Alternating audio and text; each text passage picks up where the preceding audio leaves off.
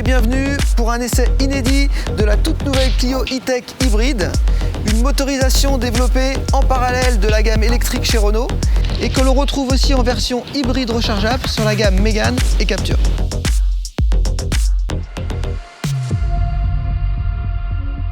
Allez, évoquons quelques points sur le design extérieur. On voit qu'on a des déflecteurs d'air qui sont incorporés sur le bouclier avant, mais aussi des badges E-Tech hybride sur les montants de portes centraux, ainsi que sur la porte de coffre arrière. On retrouve une jupe arrière qui est spécifique au véhicule et le béquet qui va favoriser l'aérodynamisme, et ça c'est très important. La technologie E-Tech hybride bénéficie de plus de 10 ans d'expérience de l'électrique chez Renault, mais aussi de toute l'expertise de nos ingénieurs en Formule 1 qui utilisent une motorisation hybride à architecture similaire. La technologie permet de bénéficier de tout le dynamisme offert par l'électrique et d'effectuer de réelles économies d'énergie, jusqu'à peu près 40% en centre-ville. Allez, on enchaîne, je vous emmène à bord. L'habitacle est celui d'une Clio haut de gamme avec l'affichage numérique au niveau du tableau de bord, l'écran vertical 9,3 pouces légèrement incliné vers le conducteur et ce cerclage bleu qui entoure le levier de vitesse et ce fameux mode B qu'on verra un petit peu plus tard dans notre essai qui va permettre de maximiser la récupération d'énergie.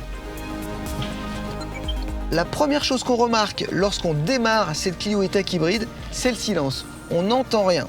Logique, me direz-vous, puisque tous les démarrages se font en 100% électrique.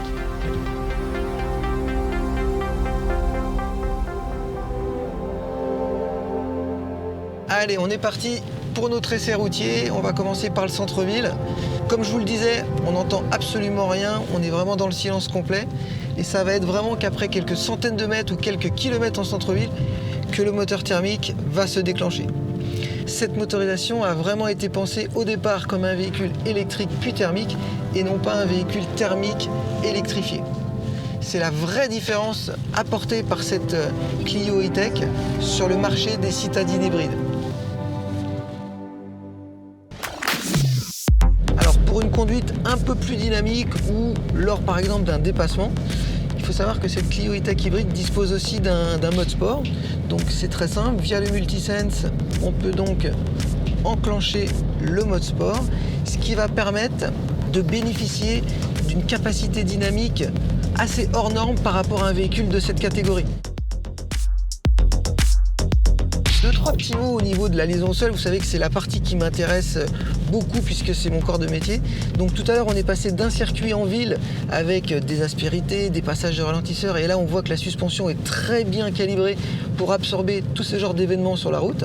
Maintenant qu'on est passé sur un parcours un peu plus roulant, grâce aux batteries qui sont quand même positionnées très basses au niveau du plancher, eh bien, cela procure une hauteur de centre de gravité plutôt basse et du coup, le véhicule prend très peu de roulis et gagne en dynamisme. Une des particularités de cette motorisation hybride E-Tech, c'est sa boîte à cravaud. C'est vrai que ce système est énormément utilisé en Formule 1, mais aussi dans plein d'autres compétitions automobiles. Moi, j'ai eu la chance de beaucoup en faire, et outre le fait que ça apporte beaucoup de performance, d'habitude, les passages de rapport sont très rugueux, très agressifs, avec beaucoup d'à-coups. Là, je dois dire que tous les passages de rapport se font d'une manière très fluide. Le moteur électrique sert aussi à fluidifier les passages de rapport, d'où la douceur inhabituelle ressentie dans ce véhicule. Entre le moteur thermique et le moteur électrique, il existe 15 combinaisons de vitesse possibles. Eh bien, on ne les sent jamais passer. L'autre secret venu directement de la F1, c'est la gestion ultra fine de l'énergie. En effet, nos ingénieurs en Formule 1 ont appris à récupérer le plus d'énergie possible au moment de la décélération et du freinage et de pouvoir le restituer au moment le plus opportun. Bien ici, c'est exactement la même chose afin d'avoir toujours les batteries chargées et de profiter des bienfaits des moteurs électriques. En plus, pour maximiser cette récupération d'énergie, vous avez, comme je vous le disais tout à l'heure, un mode B sur le levier de vitesse. Quand vous l'enclochez, comme ceci, vous allez maximiser la récupération d'énergie, c'est-à-dire que sur chaque lever de pied, le véhicule va accentuer sa décélération et donc recharger encore d'une manière supplémentaire les batteries pour pouvoir encore une fois avoir le maximum d'énergie dans le véhicule. On n'a quasiment plus le besoin de toucher à la pédale de frein pour faire ralentir le véhicule. Ça a un impact direct sur l'usure de vos disques et de vos plaquettes.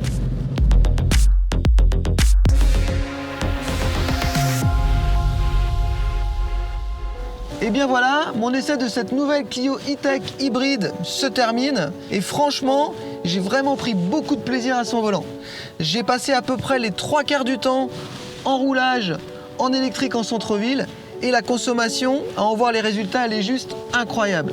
Un vrai coup de chapeau aux ingénieurs de Renault qui ont développé cette motorisation innovante. Si je devais résumer en 3 mots cet essai, je dirais que la voiture est à la fois confortable, sobre et très dynamique. Moi, en tous les cas, j'en redemande. Bravo à tous.